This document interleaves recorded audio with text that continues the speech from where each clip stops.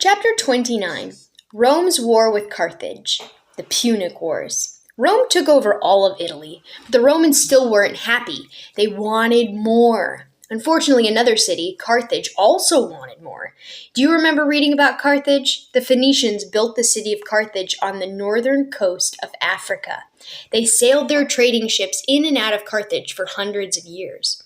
Carthage made a lot of money trading with cities all around the Mediterranean Sea.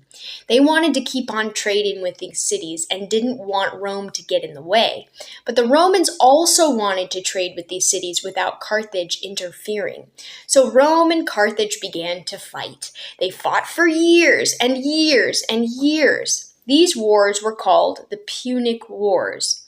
They began in 264 BC, and they didn't finally end until 146 BC, over 100 years later. At first, Carthage had the advantage because it had a navy, soldiers who knew how to sail ships. Rome didn't have a navy, but when a Carthaginian ship wrecked on the coast of Italy, the Romans took it apart and figured out how to copy it. They built ships of their own and learned how to sail them. Soon the Romans could match the Carthaginians in a sea battle. But Carthage was a tough enemy. The Romans had to work hard to beat them. They made lots of sacrifices to their gods, asking for victory. One Roman general named Claudius Pulcher actually took sacred chickens with him on his ship. He hoped that the sacred chickens would give him a good fortune in battle, and he also thought that he could foretell the future by watching the way the chickens ate.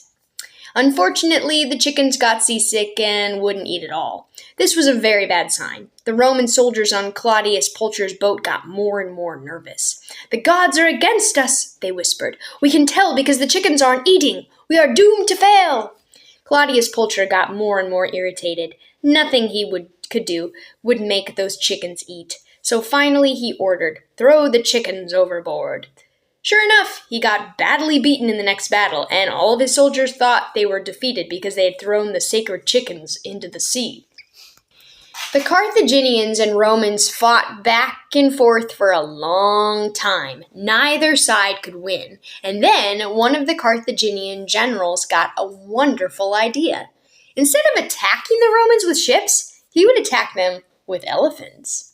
Roman soldiers were camping near the Alps, up in the north of Italy, when they heard strange noises. They peered out of their tents into the swirling snow and mist. Suddenly, huge dark shapes loomed up in the snow. The ground shook. A herd of wild elephants was charging through the camp.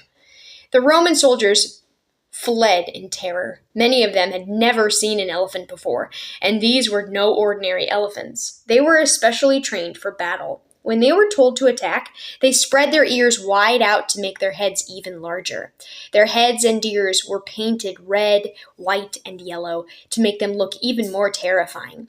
Some of them were pulling carts full of armed Carthaginian soldiers, shooting arrows at the Roman troops. Others were carrying wooden boxes that contained even more attacking soldiers.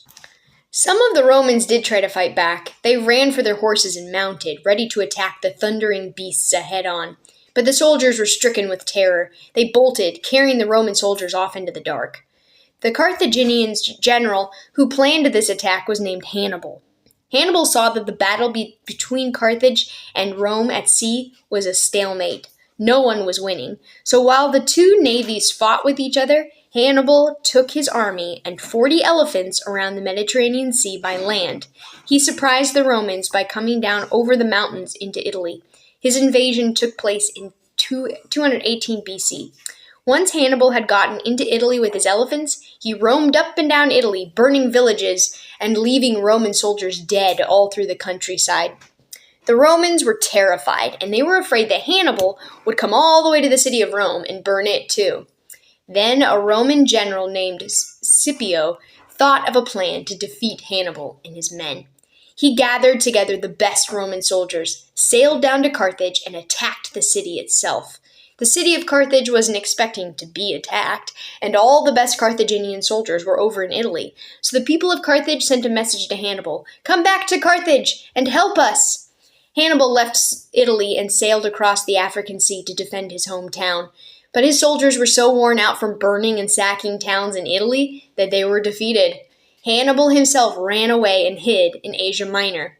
Finally, the city of Carthage was forced to surrender to Rome. When Hannibal heard this news, over in Asia Minor, he drank poison. He could not bear to think that his great city, Carthage, had been beaten by the Romans, who were afraid of his elephants.